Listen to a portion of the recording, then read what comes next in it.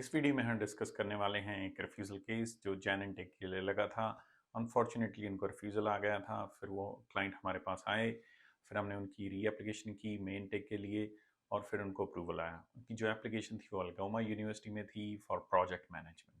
हमारी बाकी वीडियोज़ की तरह इस वीडियो में भी हमारी यही कोशिश है कि आप इस वीडियो से कुछ लर्न कर पाएँ। अगर आपको रिफ्यूज़ल आ चुका है सिमिलर कोर्स में या किसी भी कोर्स में कनाडा में, don't lose hope, there are still ways and methods how you can reapply and कैसे आप अपने रिफ्यूजल को अप्रूवल में टर्न कर सकते हैं। If you are coming to our channel for the first time, my name is Manpreet. I am a licensed immigration consultant registered with CICC, also known as ICCRC, based out of Canada. तो चलिए discuss करते हैं इस case को detail में।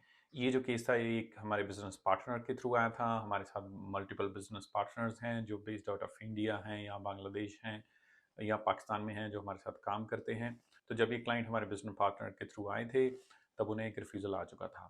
हमने इनको recommend किया ये अपने GCMS notes, also known as CAPS notes, निकलवाएं। Client didn't want to defer their intake but we told them they have to, अगर वो सक्सेसफुल एप्लीकेशन चाहते हैं, जैसे हम अपनी बाकी वीडियोस में एम्फसाइज करते हैं। तो क्लाइंट ने अपने नोट्स निकलवाए। उसमें हमें पता चला कि उनके एक स्टडी प्लान को जनरलाइज बताया गया था। जो स्टडी प्लान था उसमें मोटिवेशंस क्लियर नहीं थी। हालांकि स्टडी प्लान अच्छा था in comparison to any other. It was for 3 to 4 pages, but उसमें कुछ खामियां थी, कुछ टॉपिक्स थे जो कवर नहीं हुए थे पहले। तो ये थी स्टडी प्लान की बात। उसमें दूसरा ये हाईलाइट था कि उनके बैकलॉग थे। उनके टोटल 11 बैकलॉग्स थे उनकी बैचलर्स में। उन्होंने बैचलर्स इन मैकेनिकल इंजीनियरिंग की हुई थी। उसके बाद उन्हें 3 साल का एक्सपीरियंस था, लेकिन स्टिल वीज़ा ऑफिसर ने उन्हें रिफ्यूज़ किया था कि उनकी जो बैकलॉग्स हैं वो बहुत ज़्यादा हैं। इसी वजह से उनकी जो एप्लीकेशन थी वो रिफ्यूज़ की गई थी। तो जैसे मैंने पहले डिस्कस किया, हमने इनके नोट्स निकलवाए, फिर हमने इनका डेफर किया मेन टेक के लिए, फिर हमने इनकी एप्लीकेशन को सबमिट किया। तो इनकी एप्लीकेशन में कुछ ट्रिकी पार्ट्स थे जो हम डिस्कस करेंगे।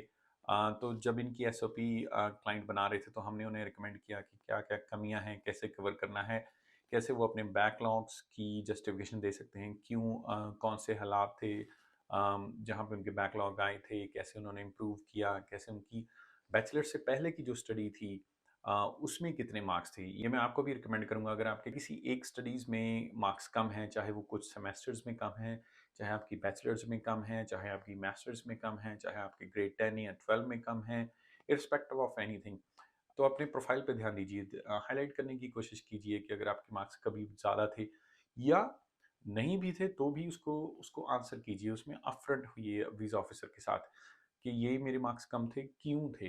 अगर आप रीज़निंग दोगे वीज़ा ऑफिसर को समझ आएगा। And most likely whenever we have seen clients giving reasoning by themselves और when they come to us they sign up with us, तो उसके बाद जब हमने भी रीज़निंग दी है तो उनको अप्रूवल ही आता है। लेकिन ये जो रीज़निंग है ये लॉजिकल होनी चाहिए। वैसे ही लिखने को 10-15 लाइनें नहीं होनी चाहिए। उस रीजनिंग में कुछ ना कुछ लॉजिक होना चाहिए कि क्यों, कैसे, क्या सर्कमस्टांसेस से आपके मार्क्स कम है, या अगर आपने इम्प्रूव किया है कैसे किया है उसको दिखाइए, उनको प्रूफ दीजिए, उनके उनको डॉक्यूमेंट्स अटैच कीजिए। दूसरा जो ट्रिकी पार्ट था इनकी एप्लीकेशन में, इनकी एप्लीकेशन जो थी वो हमने February 13 को सबमिट कर दी थी।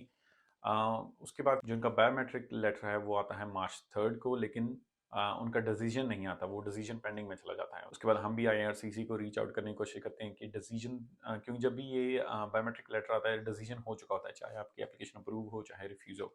We tried reaching out to IRCC over the weekend, हम नहीं रीच कर पाए।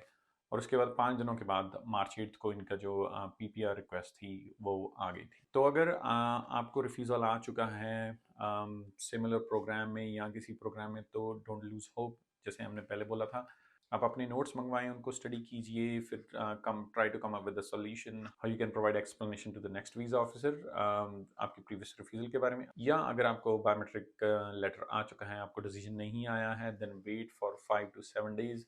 हमने पहले भी देखा है कि 5 या 7 दिन में ड्यू टू टेक्निकल ग्लिच आपका जो डिसीजन होता है वो आपको पता चल जाता है। If you are facing any difficulties with your application for Canada, if you need professional help, don't hesitate to reach out to us. You can comment. You can visit our website, book a consultation with myself or our team members. You can drop us an email. You can drop us a message on Instagram, or you can even call us. अगर आपको कोई general query है, then you can comment here on YouTube, and then we would be happy to help you.